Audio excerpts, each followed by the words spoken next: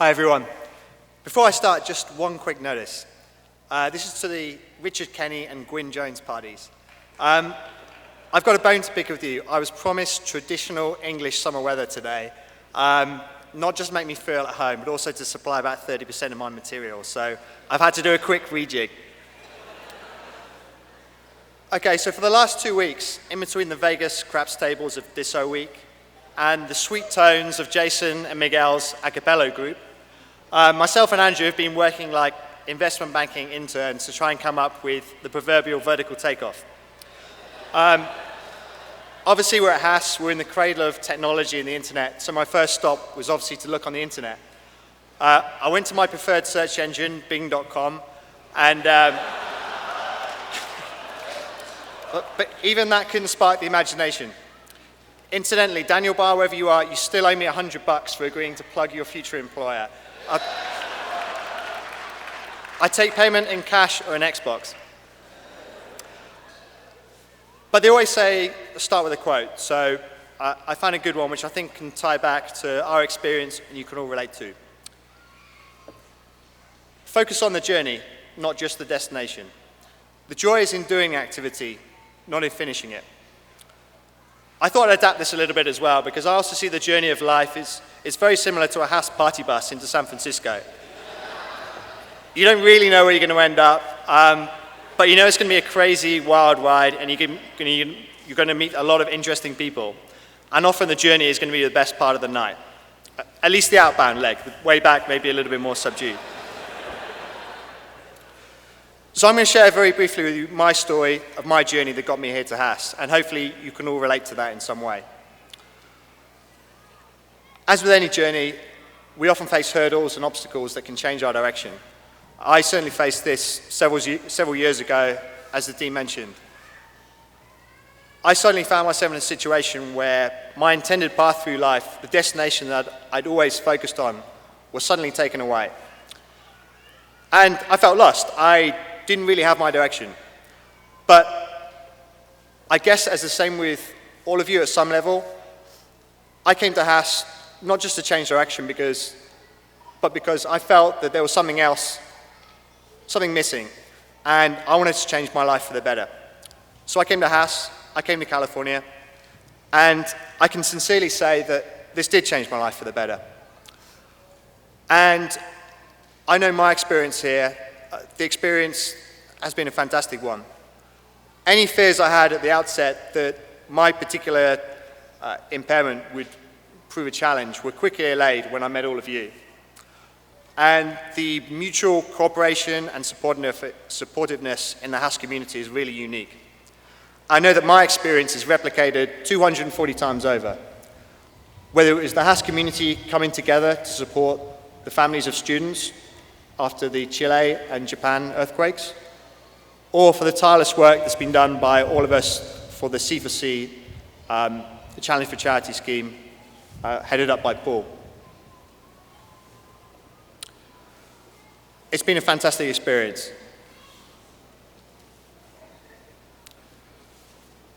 But I didn't come to Haas alone. I came here with 239 others. We all came from different careers, cultures, and countries.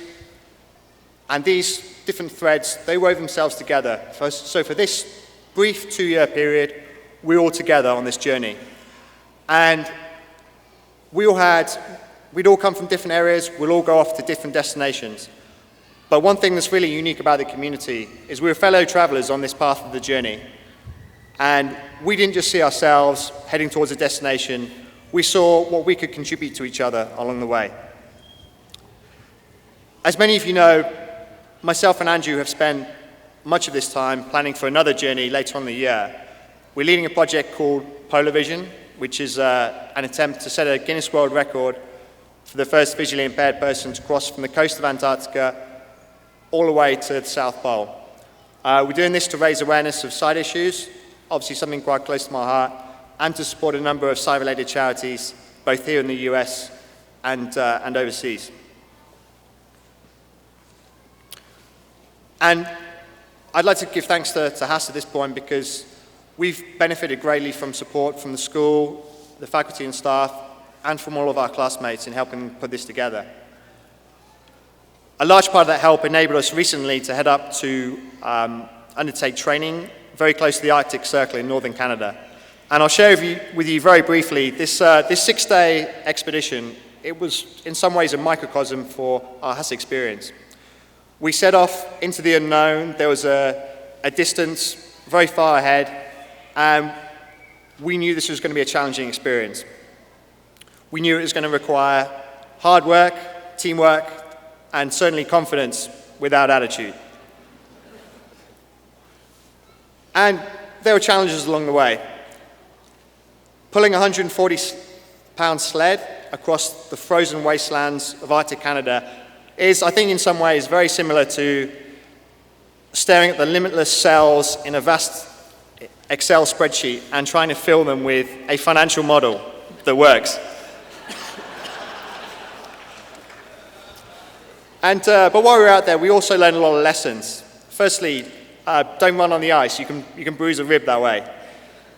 Secondly, the R117 Mark III fuel assembly nozzle and O-ring require careful maintenance in sub-zero conditions. Otherwise, you can potentially get a large fireball in the tent and end up paying $100 to fix it. And finally, my comrade in this endeavor, Andrew Jensen, I would say that his snoring is a very effective deterrent for polar bears. But just like the MBA, we overcame these challenges. We got to our destination with a combination of hard work, persistence, and also through the friendships and the lifelong connections which we forged through this shared experience. And certainly, I can relate that very closely to our Haas experience, and I hope you can too. And I'll pass over to Andrew now to continue with explaining our bit of the expedition. Thank you. Hello, everybody. Well, thanks, Alan. Although, to be fair, my snoring was the only thing deterring the polar bears. After 10 days out there, we both smelled terrible. That had to be part of it. Standing here today, going at the end of the Haas program, I feel like someone who's walked down a flight of steps and missed the last step. Disconcerted, but unscathed. Which is something I think we demanded out of this program. I think all of us came here because we wanted a change in our lives. I think that the comments from the dean and said here today is true. It's not an easy thing to walk through the doors of this school. And I think that the people here are people who have succeeded in their lives and who have demonstrated the potential for further success. By the way, this is the first time I've met your families, so, I wanted to say thank you for working so hard on these kids. You did a good job. It's been...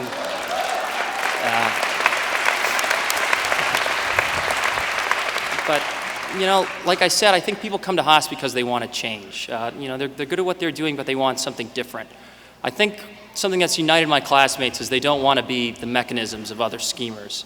They don't want to be detritus on the waves of fate. I think when I look at my classmates, what we all share in common is they want to be limited only by the power of their own. They want to be limited only by the power of their own imagination. They want to carry their dreams into the world. I'm not Alan. I don't know how he has the strength to pull things together and try to change the world, given a lot of the things that he's faced. But the point is that I don't feel like I'm someone that has to. I feel like just being there to support Alan, is something that's important to me. I feel like the things that ultimately judge our lives are the aggregate of the thousands of daily decisions we make every day. And I think that the way we make those decisions over and over again, in aggregate, is really what gives our lives meaning.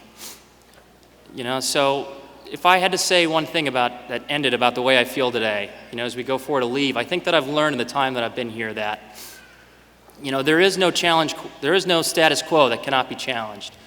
If you move forward with determination, innovation, and intrepidity. I'm so lucky to have gone to school with all of you, and I'm so excited about the way the future is going to work for all of us. So, thank you. I hope to see you all soon.